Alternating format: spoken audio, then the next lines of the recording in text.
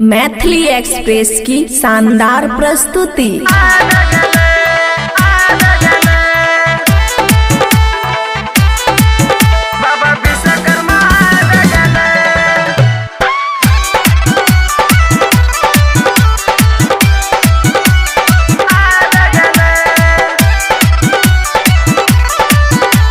खुशी recording studio बलुआहा।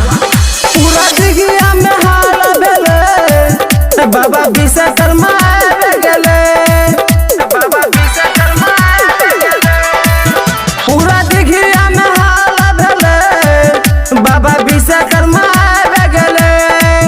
नहीं जाने रिए हमें हो कोई बतेल के न हमरो हाथी संग लाग गेले बाबा विश्वकर्मा गेले।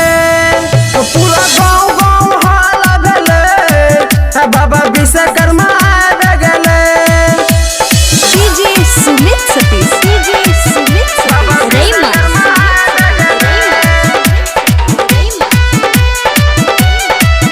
बाबा विश्वकर्मा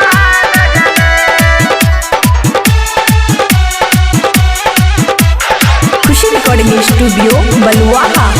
जब से अले बाबा मन के भेले पूरा पूरा दुनिया जाने छे। सबके दिलावा में घुसल हमरा मनवा में बसल पूरा दिघिया जाने छे।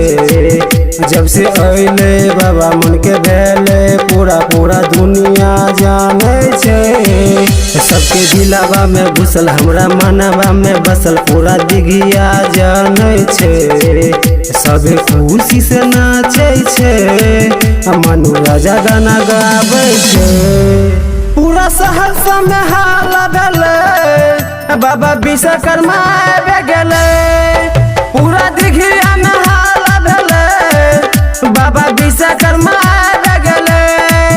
नहीं जाने रिए हमें हो कोई बतेल के न हमरो पंकज विजेंद्र झूमे लागल बाबा विश्वकर्मा गेले। पूरा दिघिया में हाल भेले बाबा विश्वकर्मा गेले। खुशी रिकॉर्डिंग स्टूडियो बलुआहा।